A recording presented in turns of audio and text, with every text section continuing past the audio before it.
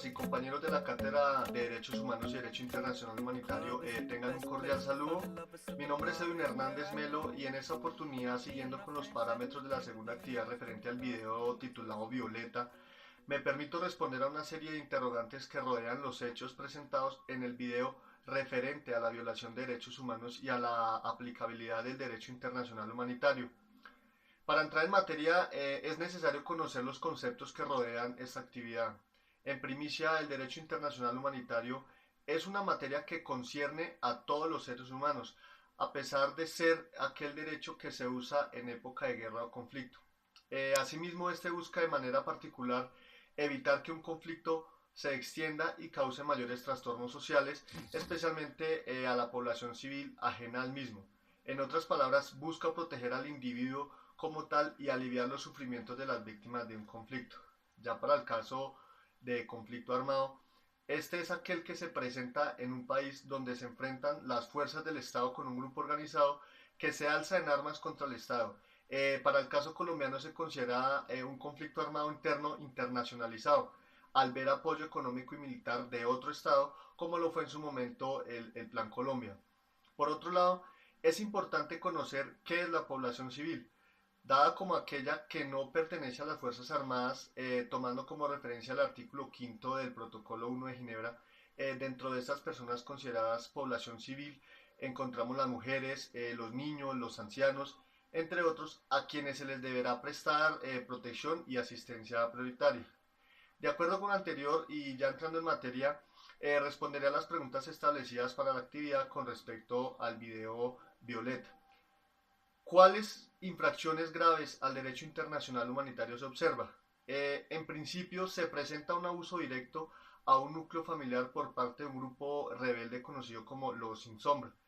Encontramos delitos de lesa humanidad contra las dos mujeres, una de 17 años y otra de 19 años, hijas de Violeta, a quienes se les cometió secuestro, desaparición, que se encuentra en el Estatuto de Roma en el artículo séptimo, así como toda forma de violencia sexual y finalmente asesinato.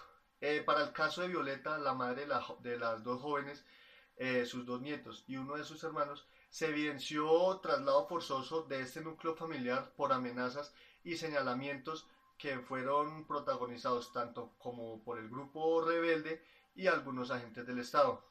Por otra parte, los agentes del Estado se presenta una inoperancia y ciertos aires de corrupción. Es claro que se atenta contra la humanidad, puesto que no se observó protección de este grupo de personas, violación al artículo 214, numeral segundo de la Constitución Política de Colombia, donde se expresa el respeto por las reglas del derecho internacional humanitario, así como se atenta contra la incondicionalidad, puesto que la aplicación del derecho internacional humanitario no puede condicionarse ni negociarse. Y allí pudimos observar que en algún momento los administradores de justicia se muestran en el video como una ayuda bajo condiciones netamente económicas, haciendo caso omiso a las denuncias presentadas. Segundo, ¿cuáles principios del derecho internacional humanitario se violan? Se viola el principio de distinción, puesto que dentro de los conflictos se exige que las operaciones sean dirigidas solo contra objetivos militares, prohibiendo así los ataques contra las personas y bienes civiles. Por otro lado, encontramos que no se violó, que se viola el principio interno en el cual el derecho de geometría variable se ve afectado en cuanto a que se causaron males superiores y sufrimientos innecesarios contra Violeta y su núcleo familiar. Tercero, ¿quiénes son las víctimas específicas en términos del derecho de las víctimas?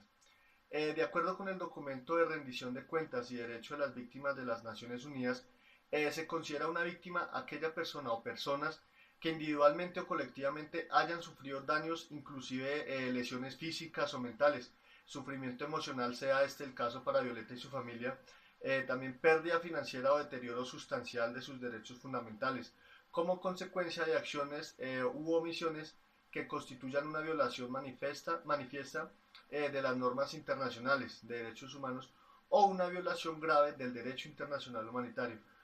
Asimismo, el término víctima también comprende a la familia inmediata o a las personas a cargo de la víctima directa y a las personas que hayan sufrido daños. Finalmente, ¿en qué debe constituir su reparación? Para Christian Evans, en su publicación titulada El derecho a la reparación en el derecho internacional de las víctimas de conflicto armado, expresa que para la reparación se deben tener en cuenta unos principios básicos que son restitución, indemnización, rehabilitación, satisfacción y garantías de no repetición, buscando con estos principios reflejar la conexión normativa entre derecho humanitario y derechos humanos.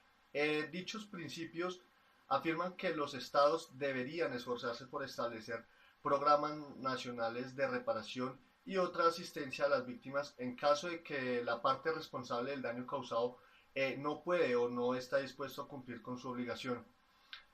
Por otro lado, dentro de la protección jurídica internacional de los derechos humanos durante los conflictos armados, en particular a las víctimas, se les deben ser tratadas con humanidad y respeto de su dignidad y sus derechos humanos, así como adoptarse medidas que permitan garantizar de una u otra forma su seguridad, su bienestar físico y psicológico y su intimidad, así como el de sus familias.